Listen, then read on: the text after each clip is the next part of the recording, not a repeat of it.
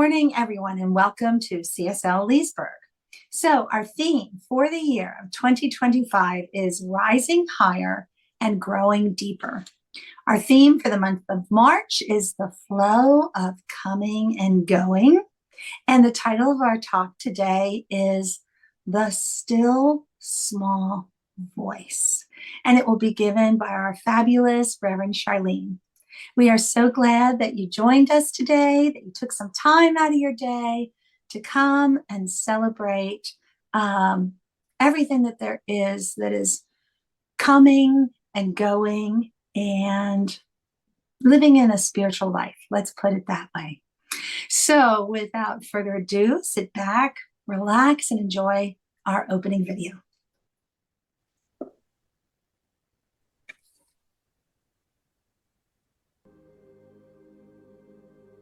Please join us as we create our sacred space. We set our intentions of deepening into our awareness and practice of our 5 pillars of spiritual living by lighting this candle in our virtual world. Our first pillar is sacred study, represented by the divine quality of truth. We use this pillar to recognize the importance of an open mind and the power of our minds. The second pillar is affirmative prayer, represented by the divine quality power. This pillar honors the power of prayer in our daily lives. Our third pillar is meditation and the divine quality of peace. This pillar reminds us of the importance of meditation and the peace we feel when we quiet our minds. The fourth pillar is circulation and the divine quality of life. We know that the great law of circulation works in our lives. As we give, so shall we receive. And the fifth pillar is sacred service and the divine quality of love. This pillar affirms our call to be a service to our world as we see through the eyes of love. Let us close our eyes as we bless this sacred space and our time together.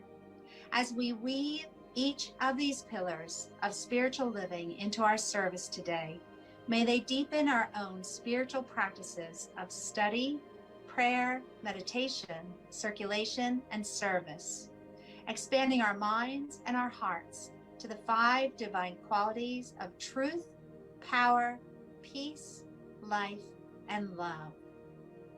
We also bless everyone who made our service possible today and everyone in attendance. May the energy of love that is generated here bless everyone abundantly. And so it is. And so it is. Before I go into our meditation, I want to remind you that if you have any prayer concerns or celebrations, please be sure to include them in the chat. And Reverend Charlene will include them when she does our affirmative prayer, which we call spiritual mind treatment, and that will be following her message. All right, with that, if you know me, sometimes I like to do like a little set the stage, let's just say, before meditation. And most of you probably have this wonderful journal because you're a member of CSL Leesburg. Thank you, Reverend Charlene. But just in case you don't, or just in case you haven't taken the time to read the little personal practical application that is included with today's service, I want to read it to you because it really sets the stage, like I said, for our meditation and for our message today. It says, in the midst of life's noise, it's easy to overlook the quiet voice of inner guidance. Take a moment each day to pause and listen to the stillness within. Notice what gets in the way of trusting this inner voice, whether it's fear, doubt, or the distractions of daily life. By creating space for silence through meditation, or simply being present, you can strengthen your connection to this deep stillness. As you tune in more frequently, you may find that this quiet voice offers clarity, peace, a sense of direction, guiding you with a wisdom that transcends the noise. And I thought that was so beautiful. It ties in with our message today, the title of our talk, The Still Voice, Small Voice. But it also reminds us why we do meditation. It's taking all that noise that's in our thoughts, that's out there in the world, that's on social media, that to-do list, and it just takes it and it pushes it aside. It gives it time out and allows you to go within and tap in to your divine inner guidance. So with all that, just sit back in your chair, settle in, relax, take a deep breath, hold and release. And do that one more time, inhaling, hold, and release. Give yourself permission to just, like I said, take everything that might disturb your thoughts, everything that's outside this moment, this present moment, and just sweep it under the rug, push it in the closet, put it under a box, put it in timeout, and just settle into right now, this precise moment. Right now, in this tiny little fraction of time, everything's well. Everything is good. Everything is peaceful. It is just you and your divine inner wisdom. Embrace that thought that all is well.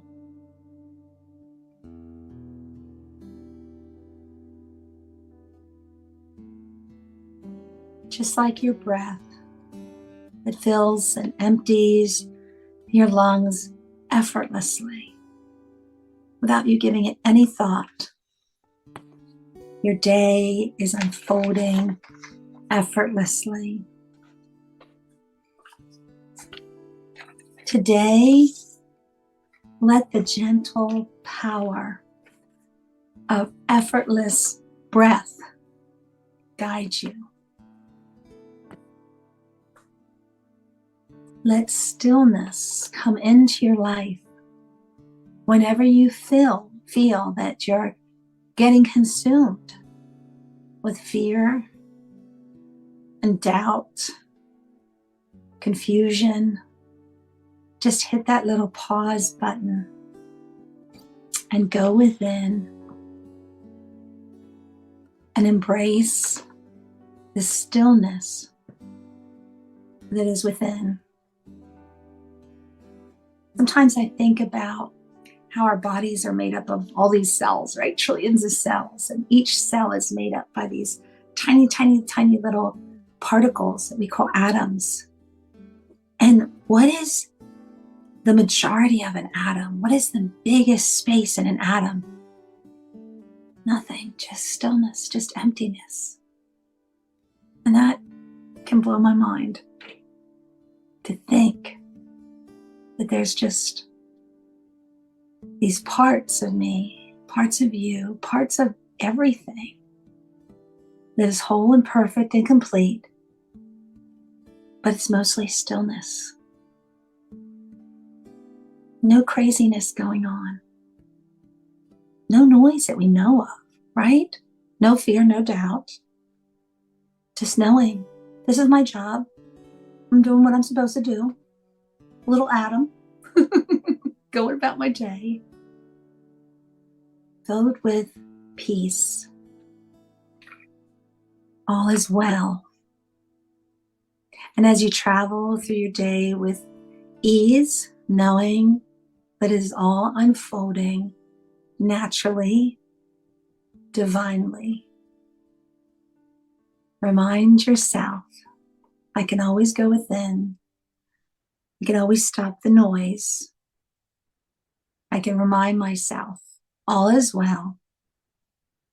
All is well. I am filled with peace. Gotta confess, sometimes I need that too. All right, as you gently come back from our meditation, just relax, sit back, and enjoy this music. Where I am, God is. Where I stand, God is standing strong. Where I breathe, God is breathing life in and out and through me. Ask me where I sing, God is. Where I dance, joy lives at my feet. Where I live, beauty's flowing free, in and out and through me.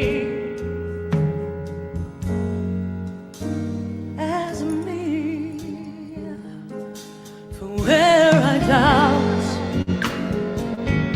God is the faith in me. Where I cry, God is the comfort there. Where I seek, God is the answer, here and now, forever and ever and ever.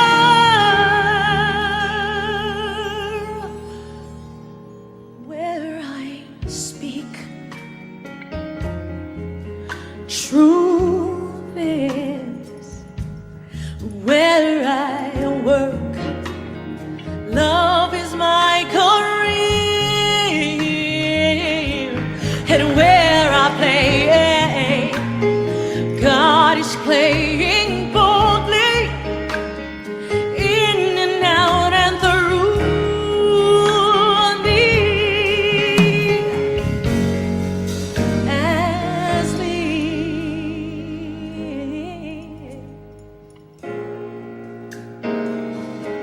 oh, oh, do-do-do, oh, hey, yeah. Where I am, where I stand, where I play, where I work and breathe and move and feel, where I sing, where I dance, my dance, my dance, wherever I go, where I pray and take and give and leave.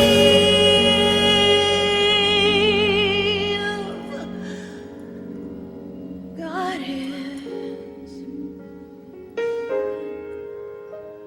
life is, joy is, oh, God is.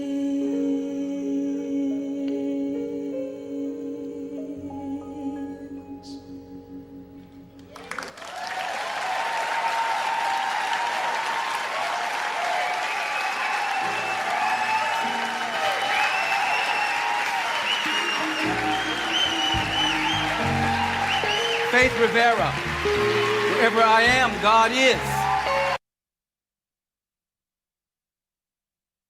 I always love that song, Faith Rivera. Wherever I am, God is.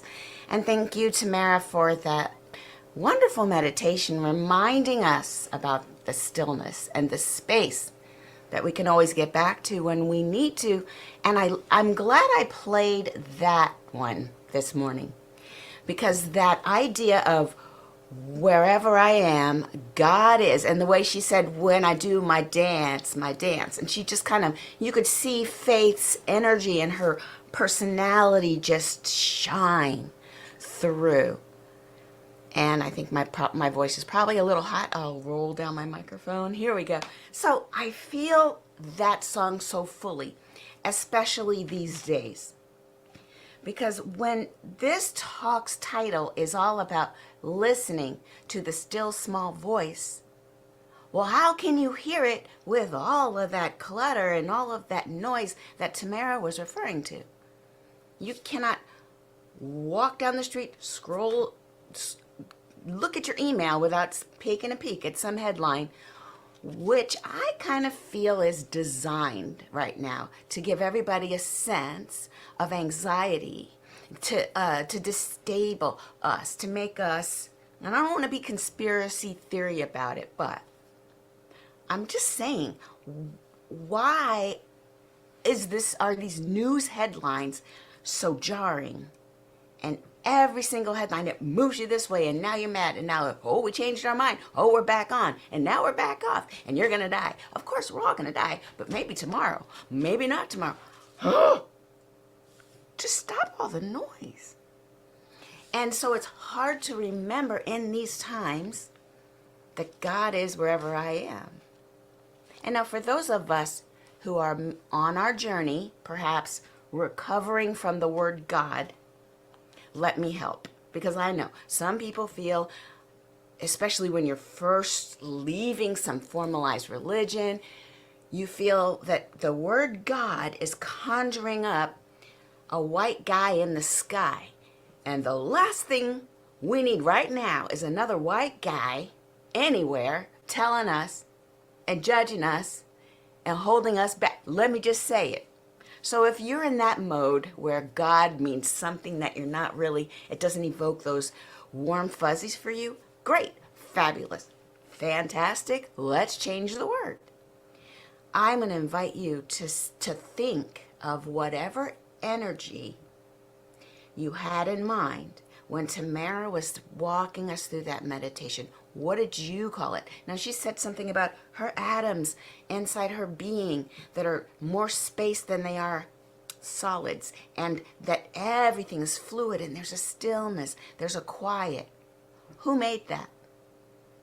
Now, if you feel that this stuff just happened, that it's a matter of chaos theory, eventually haphazard, random interactions will eventually create something that's fully ordered, then I would say that's probably a little misguided, because even Albert Einstein said the more you study science and physics, the more you believe in a God.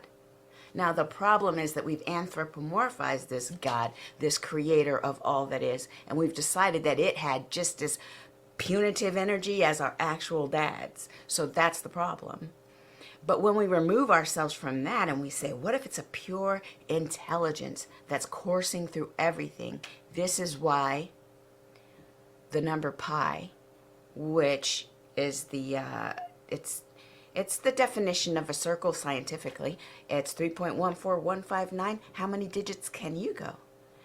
Just know that the number of digits after the decimal point is infinite, does not repeat, and goes on forever. That actual calculation, or that measurement, can be found in all circles. And circles are the representation of wholeness, of never-endingness. And every single structure that has that, you can measure it using pi. How is that haphazard? Sounds like a fundamental principle of all things that are visible. Sounds to me like it was on purpose. I'm just saying. So let's, whatever you want to call it, God, the universe, the divine, spirit. You could call it Joe, call it what you want. There is a presence bigger and underneath everything that we can see, touch, feel, experience. That is what we're talking about when we say God. And when Faith said, it is who I am, it's in me, it feels, it breathes through me. When we identify that that energy is within us, it is as us, moving through us if we allow it. If we were identified with that truth over time, all the time, if we can go for that, if we could get it constantly aware in the front of our mind, just the way the news stories are front of mind. If I could get this knowledge that the divine is moving through me as me, how would my life look different? How would I be motivated? What things would I be attracted to doing if I knew that I am the embodiment of the divine? And so are you. And so is that person I see on the street. What if that was my awareness all the time? And so I'm offering to you that maybe the things that we look at, all the agitation that we can see moving throughout our system is maybe a symptom of the missing awareness that we are one with the divine. Maybe that's what happens when people forget, when people believe that they're not one with everything, they're separate. So we might as well just burn it all down. Everything's separate. It's me versus them. I'm going to win.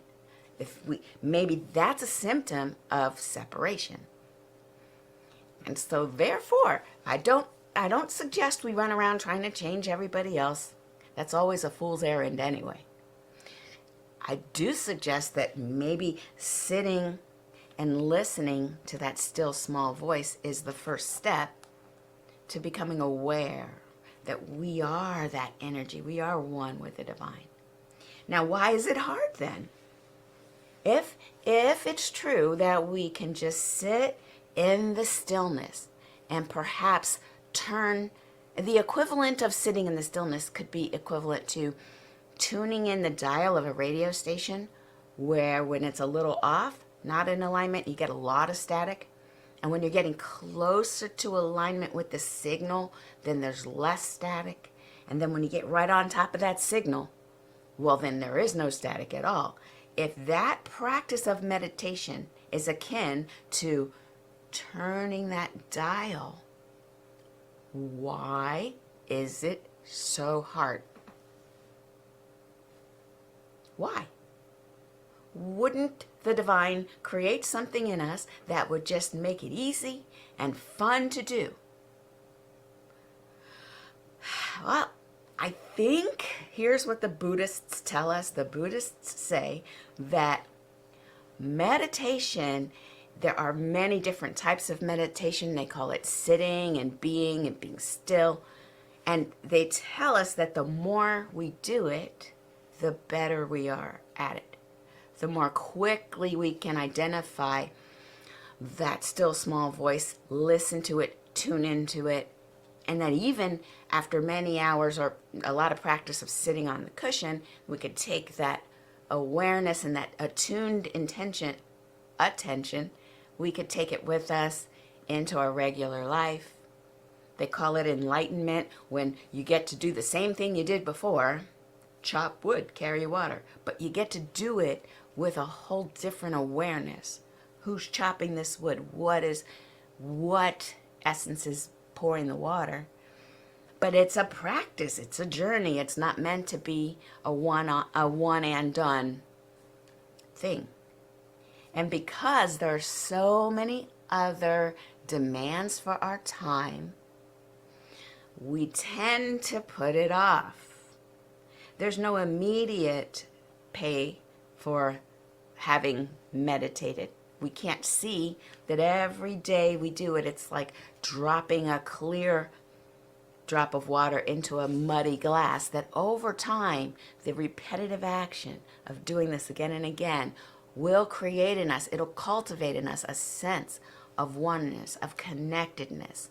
It'll show up in our lives as loving kindness and support, and we're going to be great when we talk to our friends and family. Everybody will feel better. That's something way in the future, and a lot of times there's not enough immediate benefit. So we just skip it. It's hard. I'm not going to sit on the thing. I don't want to do it. But the problem with not doing it becomes, now what thoughts are in my head all the time? I'm undisciplined. I'm not really focused. My mind might be scattered because it's not trained. And when something does come by, I'll believe it. But typically things don't just come by from the outside. Typically we're feeding ourselves some well-worn, well-loved, as they say when you buy a used item. It has been used over and over again. These beliefs in our heads about we're not good enough, we don't have enough, if only. With these kinds of beliefs, it's hard to get up and do the things that we're called to do. And then we end up sort of kind of like, everything sucks, everything's bad. And then now we look at news stories and it's confirmation. Everything's bad. Everything sucks. Does it though? Is it though? I don't know. I don't think that's true. But if we've never examined our automatic beliefs, we don't even know where they're coming from, and then we're sucked in, thrown around by external circumstances. And they always reinforce our worst fears. Have you noticed that? Our worst fears are always reinforced when we're kind of flopping around without having a disciplined spiritual practice. So what do I mean by that? I'll give you a story right from this week. There I was teaching one of my classes that I do. There were, I think they said 2,500 people at the peak of it, all signed in across the world, watching me teach these 2 days of Google Cloud ability. We want to train a bunch of people, teach them how to become familiar with all this technology so that women especially are not left behind. So we do this launch pad for women. It's fun. It's amazing. People came and they were putting in the chat, "Yay, Charlene, we love your energy." And I've explained in the past how since I was a young child, there were 2 ways of accepting the Charlene-ness of me. There was one that said, "Oh my gosh, this child was wearing me out. Sit her down somewhere. She's too much. Too much, too loud, too hyper. Sit down and shut up." I heard that a lot, but I also heard, "Go for it. You do you. Be wild." And as I moved through my life, many times I was told, "Stop it. It depends on the environment. When I bring all this energy, sometimes, depending on where I am, it's inappropriate. I get it. So sit down, shut up, stop being that." And then if it's an unenlightened person, I'm then led to feel bad about it. "Oh, you know, look at you." I heard one time from someone, "Oh, we say that a rattly," what did he say? "A rattly wagon means it's empty." Are you calling me an airhead? Don't tempt me, because I will drop some science on you. I'm not an airhead, although I probably do play one on TV, if you get my point. Now, here's the deal. I could take that and hurt myself with it, which when I'm being undisciplined, I let that stuff happen. But I have been shown by the divine, when I follow what brings me joy, then doors fly open. And things that I've let go of because they couldn't handle me, they gave me some space to enter into a door that was like, "Yay, be more you. Yes, more of that, please." There's some place that really needs to hear the thing I say the way I say it. So I'm not intended. Nobody wants me to run and chase that which does not resonate with me. I'm supposed to serve that audience or those people that do. And that's my job. But there I was. I'm doing the talk and I'm being me and I'm quirky.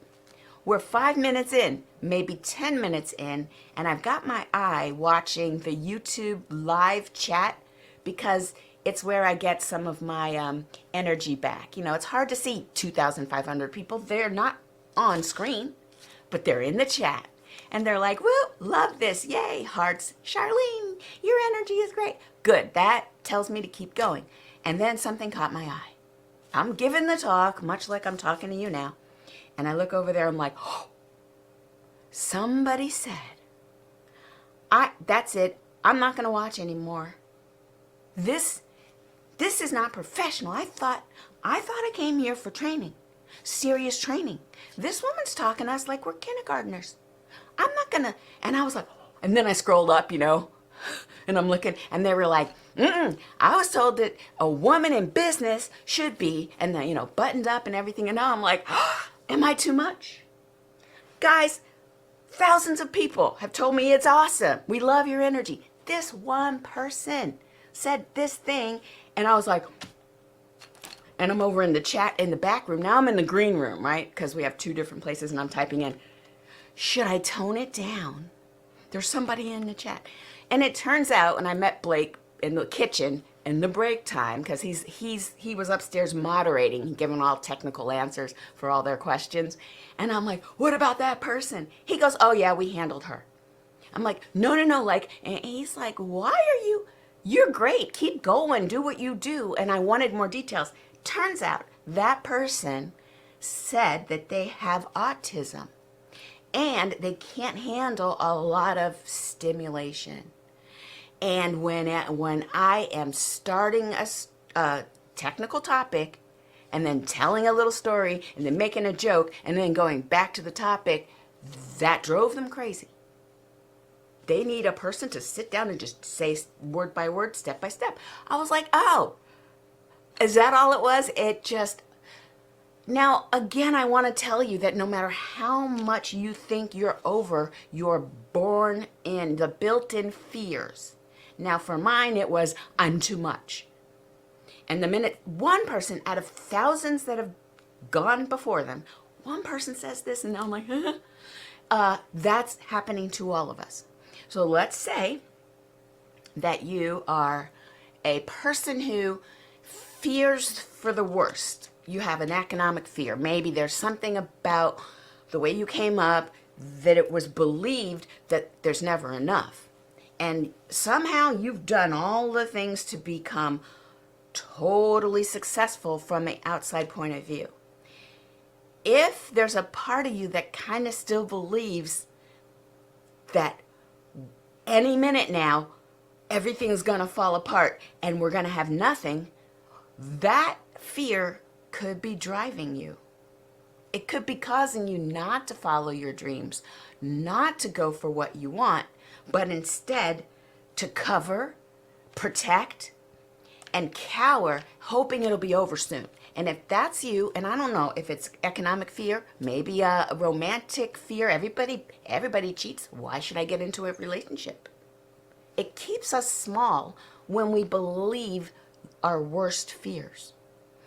Granted, the worst fear, there is negative out there. It will hit something in us, but I'm trying to say this. If we can sit daily in our stillness, get that feeling of wherever I am, God is. If we could get that feeling, then that would be awesome.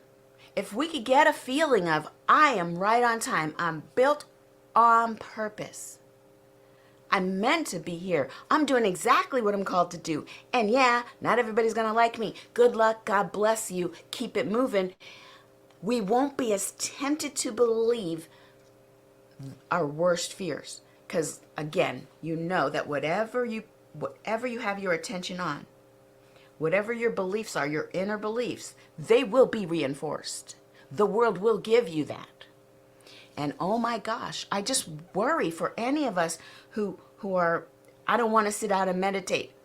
I'll just look at the news all the time. Don't do that. It's the wilderness. It's wild out there. In fact, I would recommend before you look at the news, maybe prepare yourself by sitting in the stillness, remembering who you are, give yourself a bit of a shield, and then dare to look at it. I mean, it's not going to be good, but whatever. What bleeds leads. They never talk about good stuff. So, yeah, at your peril, you may go ahead and just look at all these things. Protect yourself, because it's something in one of those stories is going to tap on your worst fear. The belief that you didn't really dig up and clear out and shine the light of God on. Everything about you is on purpose. There's something in you you're meant to do. And all of these things that have hurt you, those were meant to give you material so you could talk about it. Those were meant so you could be more, you got more edges now, because something has happened to you. You got a little texture, and now you can do the thing you're meant to do, and you could be someone who other people can relate to. You're supposed to go through some stuff, but you're not supposed to stay there.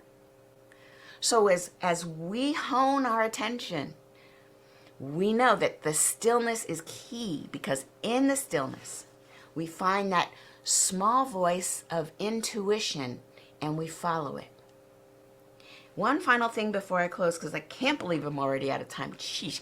I wanted to talk about the difference between intuition and fear, because they're both little voices. You have two little voices. One of them is, don't do that. Don't go over there. Don't do it. And the other one is a whisper of, what if I do that thing? Now, the difference between fear and intuition is that fear will have logic attached to it. It will have some mental construct that the thought went through your mind. It went through your mind. So you'll be referring to some statistic in order to justify your actions. And it usually serves to keep you small. Intuition, on the other hand, says, what if we try this thing? And it's kind of a gut. It comes from sort of the center of your being. And it feels like you're being pulled to something. And there's a little bit of excitement there too.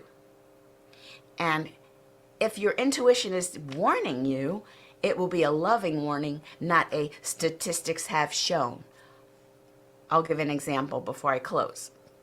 And I always talk about this one because I watched Oprah Winfrey show in the early aughts. It was about a book called The Gift of Fear. Fear is good in the moment.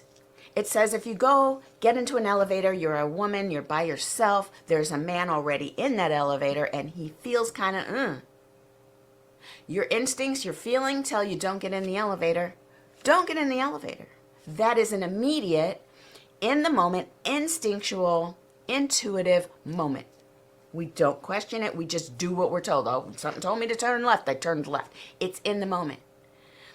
Those we want to have. But the fear that calculates the probability that you'll likely succeed if you try that course in, improv. You take a class in speaking on stage, and then your mind starts to do the thing. Well, statistically, you're probably not. It's probably not going to work because that's not intuition. That's fear. So imagine any scenario, and then if you want to take this into your stillness, just maybe come up with visions. What is it I want? What is it I really want? How does that make me feel? Is it a tingly in my stomach? Do I have a tingle of excitement? Am I energized in some way? That's good. That's for you. Even if it's a little, I'm scared to do it, it's not the kind of fear that keeps you small. You should be a little bit kind of, I'm going to do it, but oh my gosh, pray for me. That kind of fear I want for you.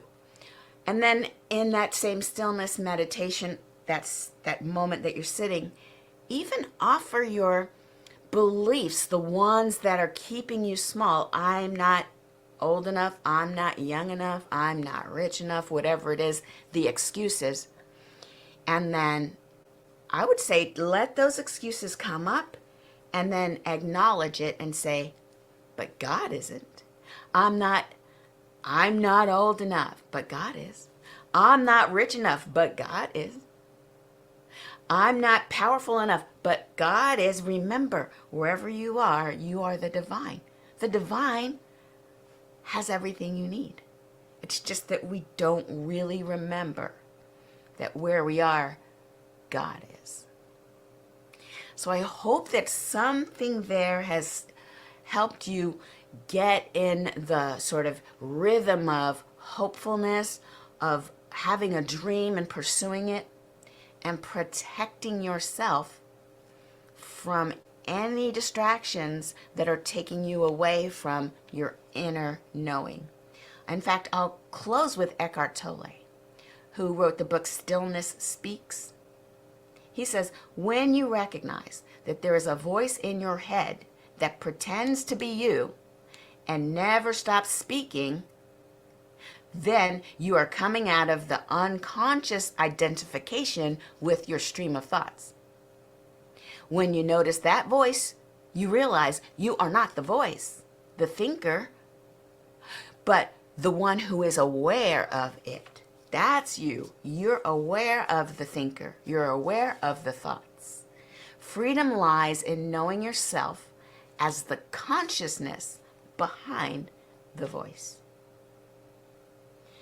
All right, and I wish you much joy this week as you practice these ideas of just centering, being still, listening to your heart, and then living your life accordingly. Let's pray. There is one power, one love, one divine energy that is behind all that we know as life, all that we know as our lived experience. There's something greater than all this. It is the grand designer, the grand, I'll say the ground of infinite possibility from whence we come. And that possibility includes all things that we even haven't yet visioned for ourselves. It's all possibilities in this infinite ground. And so as we identify that we are part of that, then we open ourselves to so many possibilities, so many avenues that are available to us to get to what it is we desire for ourselves. For what it is we want for ourselves, that is holy ground. That is the divine urging us. This is your path. What do you desire? It is your path to do that. So I speak my word for each and every one of us that this week we follow those desires. We pay attention to what excites us, what turns our little tingly sensations on, and we follow that. That is our divine plan. We are here to do something, not just fold in fear, hoping that the uncertainty goes away. Nope. It is our attention on what we do want, what we love, what we feel good about, and what will help others. That is our true journey. And is that attention that will dial down the noise and dial up the powerful, principled love that we are here to experience. We don't have to wait. We have right now, today. That's when we're ready, right now. And I can't wait to see how this community evolves and involves itself in the standing up of a new world. It can happen. Why not us? Why not now? Let's go. The divine always says yes. So all we have to do is know exactly what we want. And so I know this for you. I know this for me. We are awesome. We are on our path. I release my word into the law, knowing it always says yes. It is unfolding now. And I let it be. And so it is.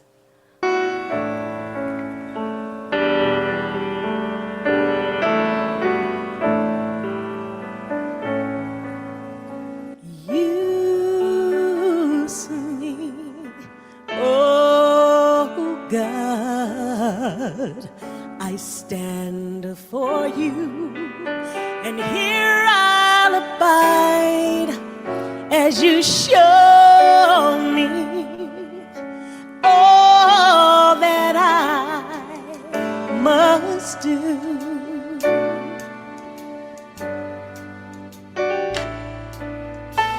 I used to think God is the sun, God is the sun, but God's so much more than the earth and the stars and all of creation.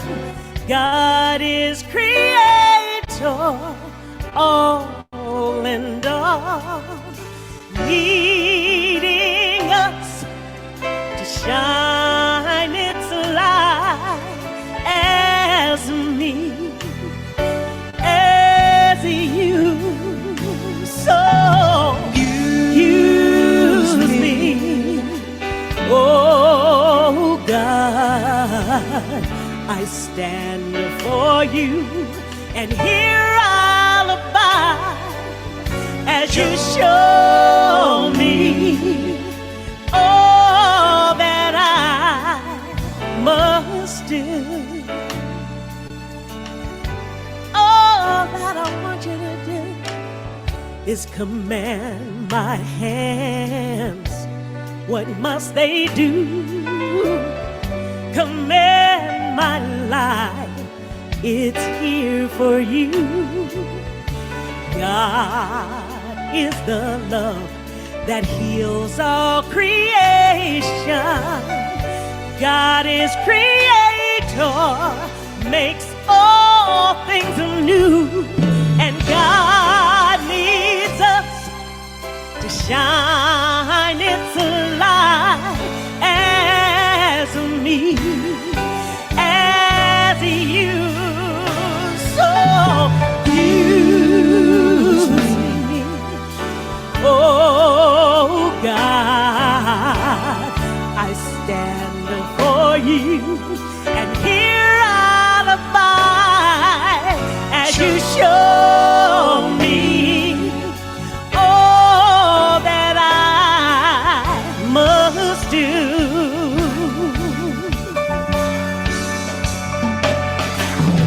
And God needs us to shine its light.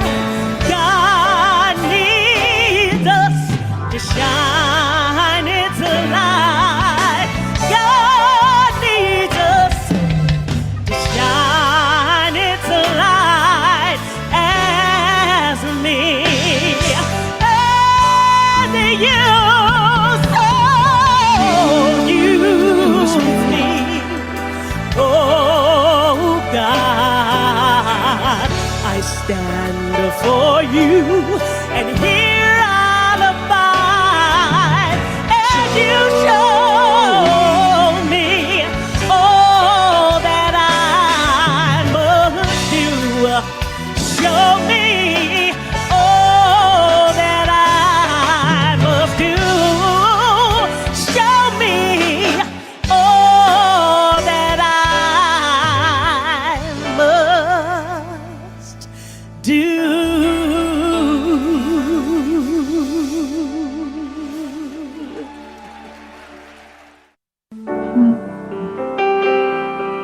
All right. As always, wow. Thank you so much, Reverend Charlene. And I'm going to share a little secret with everyone. Charlene had to scramble very quickly to get our music for today. And Charlene, you did a fantastic job. Those are both wonderful that really speak to your inner voice. It's beautiful. All right, folks, now is the time that we bless the donations that are given to CSL Leesburg. As you heard in our opening video, we believe in the law of circulation. As we give, so shall we receive. And we take the donations that are given to us at CSL Leesburg to help us maintain the ability to bring the message to you every Sunday. But we also give to our home organization and other organizations that support our vision of helping to create a world that works for everyone. We're always looking for suggestions for those organizations. So if you have any, please let us know. Sometimes it's local, sometimes it's national, sometimes it's global, but we welcome your suggestions for that. Now, no matter how you are giving, and there's so many ways that you can give, odds are you found something that works for you. Let's move on to the blessing of our gifts. Please join me in saying the words on your screen. The presence of spirit within me blesses everyone I meet, tends to heal everything I touch, brings gladness into the life of everyone I contact. Therefore, I am a blessing to myself, to humankind, and to the day in which I live. And so it is. And that first song that Faith Rivera sang for us is going through my head as I was reading those words. All right, announcements. So, hey, did you know that you can follow us on Spotify? So you want to go to The Spiritual Tune-Up, and you can listen to previous messages and music and meditation. You can find your favorites. You can just go through as many as you want, maybe when you're driving in the car, maybe when you're finding a little time around the house, but it can come to you through Spotify. Isn't that exciting? Thank you, Charlene, for putting that together. And also there's Dream Study, always Dream Study. So they just had their meeting yesterday. So I'm pulling up my calendar very quickly, and that tells me that their next meeting will be on the 22nd of March. It's at 10 o'clock Eastern Standard Time. Join Charlene and her friends as they explore their dreams. We know that as we meditate, as we go within, messages come to us, we get divine wisdom. But sometimes that divine wisdom is coming to us in our dreams, trying to get our attention, trying to give us some guidance. And if you have trouble trying to figure out what your dreams mean, join Charlene and her friends as they explore their dreams on March 22nd at 10 o'clock Eastern Standard Time. All right, with that, we're coming to our conclusion. I want to remind you that if you can, please stay. We do something called Pearls, where we hang out for a little bit after our service and we chat about what resonated with us. Oh, Charlene, do I have a story for you? We really connected this week. And what did you write down in your journal, or what do you want to question and talk about some more? So we just hang out. This is our virtual coffee hour. And if you can't stay, just know that we send you off with our love and our blessings after we do our closing affirmation. All right, as I look at my screen, I can see all these little mics that are unmuted. You know where I'm going with this. Some of you are unmuting already. So please join me so I can hear you. Wrap your arms around you. Remind yourself, I am love. I am love. Love. Wonderful. Now look at somebody who's in the room, a friend, a family member, a furry companion, or since we're all connected, send this on to somebody who you know really needs it. You ready? Here we go. You are love. You are love. I love that. Thank you so much, everyone. Now, put your hands up for what we call all sprinkles, reminding ourselves it's all well, it's all good. Here we go. You ready? It's all love. It's all love. It's all Nice. Thank you so much for muting, folks. I love to hear your response. This is one way that we share our connection. So if you have to leave, please know that we send you off with our blessings. And if you can stay, hang out with us. Let's chat. What resonated with you from today's message? All right. If you're leaving, we'll see you next Sunday. If you're staying, let's chat.